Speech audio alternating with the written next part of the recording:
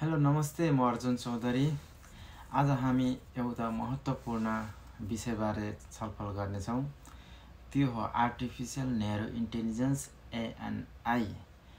यदि तपाईले यो च्यानललाई सब्स्क्राइब गर्नुभएको छैन भने प्लिज सब्स्क्राइब गरिदिइहाल्नुहोस् है त। आजको दुनियाँमा चाहिँ एआई हाम्रो दैनिक जीवनमा गहिरो रूपमा प्रवेश गरिरहेको छ है। चाहे मोबाइलमा गुगल म्याप प्रयोग गर्नुहोस् वा फेसबुकको रिकमेन्डेसन सिस्टमको कुरा होस्, एआईको फरक प्रकार हुन्छन्। तीमध्ये सबैभन्दा प्रयोगमा आएको हाम्रो वरिपरिको टेक्नोलोजीमा देखिने एआई हो न्यारो एआई।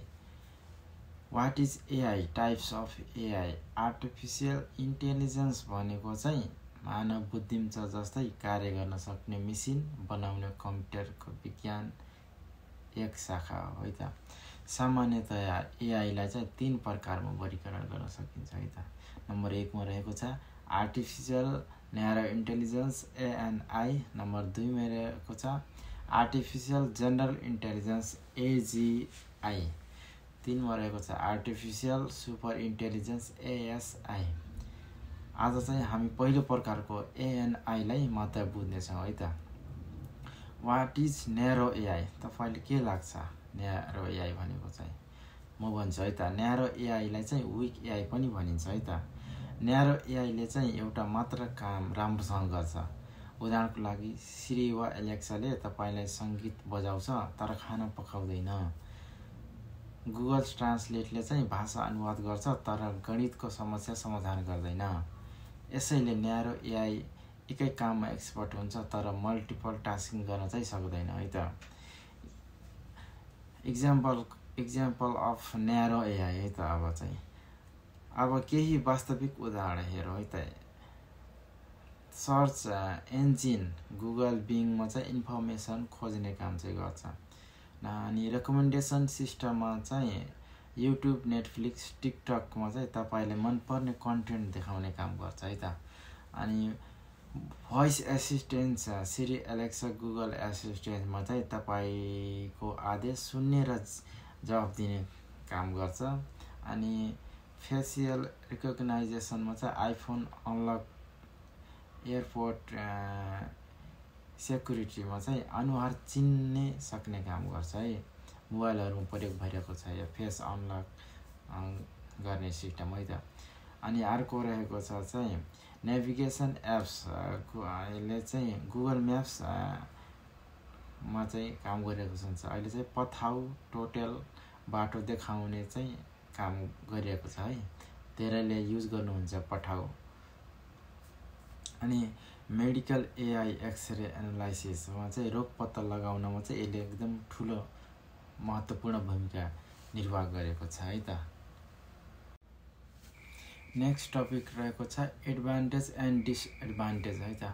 फाइदाहरू, पहिला हामी फाइदाहरूको बारेमा छलफल गर्नेछौँ है त। छिटो र एक्युरेट काम गर्छ है त यसले चाहिँ।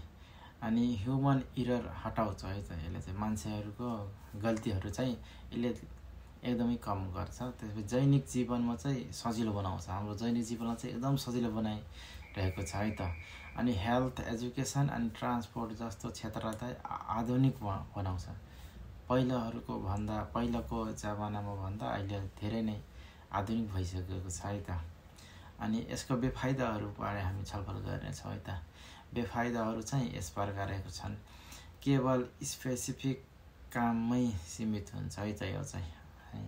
क्रिएटिभिटी र ह्युमन लेभल चाहिँ सोच्न सक्दैन चाहिँ। मान्छेहरूको क्रिएटिभिटी अनि ह्युमन लेभल सोच्न सक्ने क्षमता चाहिँ यसले कम गराउँछ है त। डाटा र प्राइभेसीको खतरा हुन सक्छ है त यसले चाहिँ। एकदम मान्छेहरूको प्राइभेसी र डाटाहरू चाहिँ एकदम खतरा हुन सक्छ है त यसले चाहिँ। अनि धेरै मानिसको रोजगारीमा असर पर्न सक्छ। किनभने धेरैले एआईको टेक्नोलोजी युज गरेपछि अब धेरै मान्छे चाहिँदैन नि त। त्यही भएर यो नलेज नहुनेहरूलाई काममा राख्नु आवश्यक हुँदैन। त्यही भएर चाहिँ यसले चाहिँ रोजगारीमा चाहिँ एकदम ठुलो इम्प्याक्ट पार्न सक्छ है त। अनि नेक्स्ट टपिक रहेको छ narrow AI versus general AI है त। न्यारो एआई चाहिँ केवल एउटा काममा मात्र एक्सपर्ट हुन्छ भने जेनरल एआई चाहिँ भविष्यमा मात्र सम्भव। जस्तै मानिस जस्तै मल्टिपल टास्किङ गर्ने क्षमतामा जोड दिन्छ है त। उदाहरणको लागि न्यारो एआई चाहिँ क्यालकुलेटर मात्र गर्न गर्छ भने जेनरल एआई चाहिँ ह्युमन ब्रेनको गणना गर्ने, लेख्ने, बोल्ने, सोच्न सक्ने क्षमताको विकास गर्छ है त। अनि एएनआई भनेको ANI in Nepal and future है त। एएनआईको नेपालमा कस्तो फ्युचर छ है त। नेपालमा पनि न्यारो एआई बिस्तारै प्रयोग हुँदैछ है त। नम्बर जस्तै 1 रहेको छ पठाउ टोटलको राइट म्याचिङ सिस्टम है त। अनि 2 रहेको छ ई-सेवा खल्तीमा चाहिँ फ्रड डिटेक्सन सिस्टममा चाहिँ यसले काम गरिरहेको छ। 3 रहेको छ ब्याङ्क्समा चाहिँ लोन रिस्क प्रिडिक्सन गर्न चाहिँ यसले काम गरिरहेको छ। अनि अर्को 4 रहेको छ एग्रिकल्चरमा चाहिँ क्रप डिजिज डिटेक्सन टुल्सको रूपमा काम गरेको छ है। अनि भविष्यमा नेपालमा एजुकेसन, एग्रिकल्चर, हेल्थ अनि फाइनटेक क्षेत्रमा चाहिँ न्यारो एआईको ठुलो योगदान गर्नेछ है त। आज हामीले चाहिँ आर्टिफिसियल न्यारो इन्टेलिजेन्स एएनआईको बारेमा बुझ्यौँ। यो हाम्रो दैनिक जीवनमा सबैभन्दा चाहिँ प्रयोग हुने एआई हो। यसले हाम्रो काम सजिलो बनाएको छ, तर मानव बुद्धिमत्ताको स्तरमा अझै पुग्न सकेको छैन है त। भविष्यमा न्यारो एआईबाट जेनरल एआईतिर प्रगति हुन्छ है त। यति भन्दै आजको यस टपिक्सलाई यही नै म स्थगित गर्दछु। नेक्स्ट भिडियोमा नेक्स्ट टपिकको रूपमा फेरि उपस्थित हुने नै छु। तबसम्मको लागि म बिदा चाहन्छु। नमस्ते।